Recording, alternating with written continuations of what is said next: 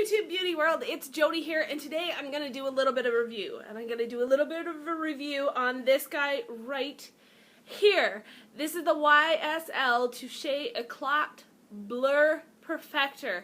If you guys are interested to see my thoughts on this product and in comparison with some others that do a similar job, stay tuned, stick around, and we're going to get into it.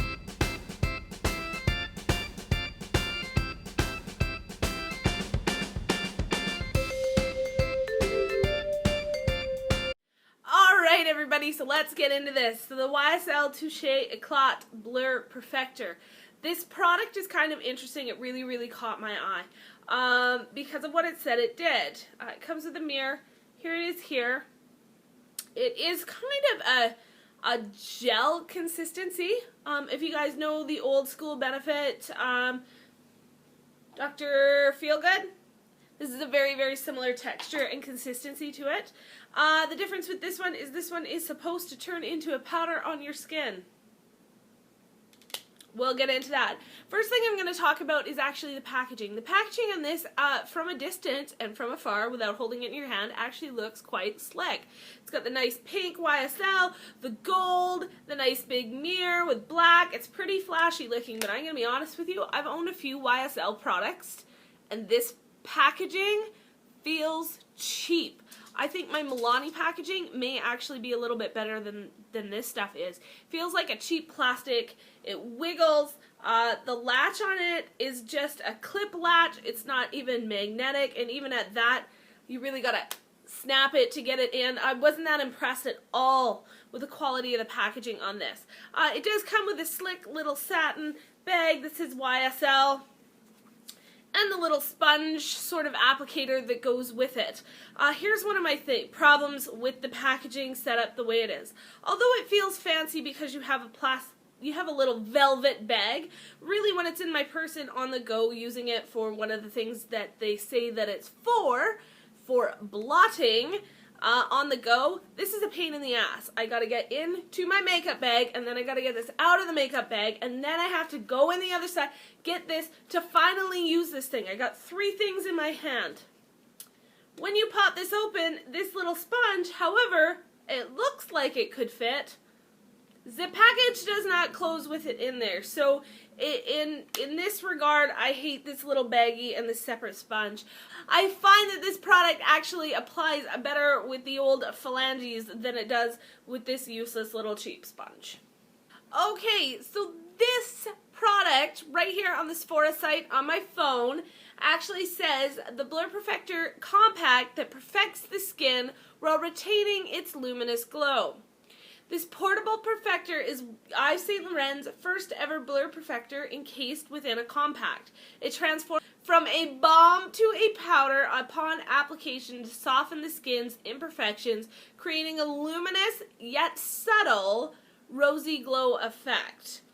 They say you can use it all alone as a complexion perfector to set makeup, or as a mattifying touch-up to sweep away shine and hide imperfections. Featuring one universal shade that complements all skin types, that instantly minimizes the looks of pores so that skin feels smoother and the complexion feels more even.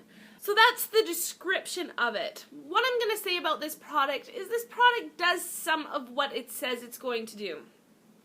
For one, let's start off with the basic as a primer. Now, if you guys look, I use this. You guys know before I do a review, this is what I use and all I use for basically a week anytime I need primer.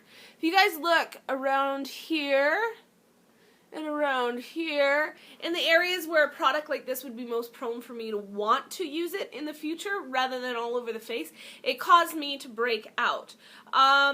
It's supposed to be a smoothing skin perfector. It did not hide my pores. It did not hide my rough spots or bumps.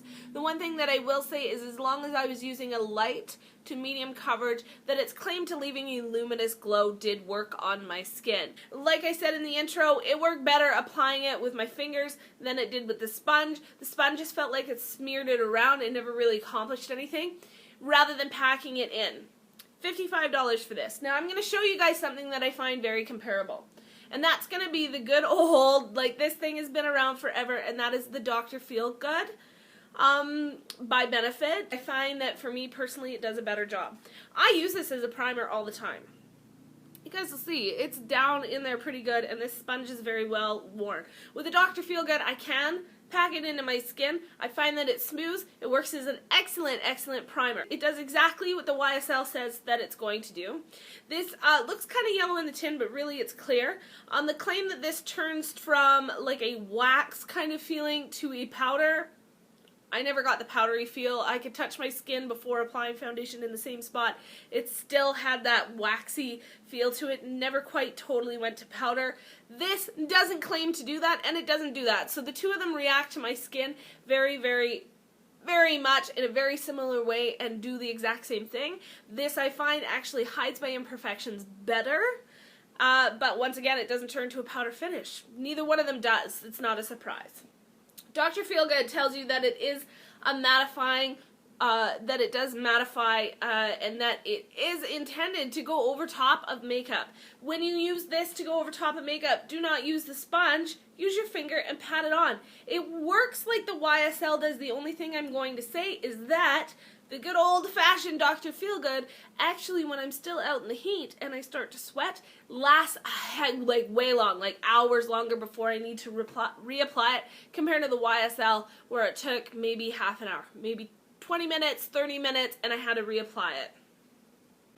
Alright everybody, well that's it. That's my review of the YSL Touche Eclat Blur Perfector. Was it a thumbs up for me? Definitely not. You guys can tell by my review. I would actually tend to give this one, based on product performance and the packaging itself, a big fat thumbs down, which is sad because I love YSL stuff. I will be returning this. 55 bucks is way too much for me to pay on a product that I'm not 100% stoked on.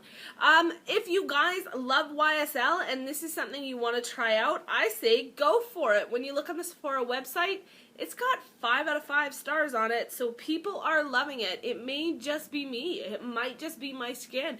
It may just be the kind of weather that I live in compared to most of the rest of North America is why I'm finding that it doesn't quite do the job.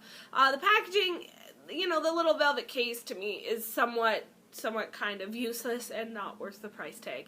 If you guys enjoyed this video, please give me a thumbs up to show your support. If you guys own this or have used any other kind of blur perfecting sort of, you know, I don't know what you would call it, gel to powder sort of products that you think I would like better, or give your opinion of what you thought of the YSL, please leave me a comment down below. That's the whole point of this video, is to create a conversation about it. I'd love to hear what other people think, because my opinion is not the only one that matters. So please let me know if you own it, or have tried it, or know someone who loves it, or hates it, or whatever. Let me know down below. I would definitely love to hear your thoughts on this subject.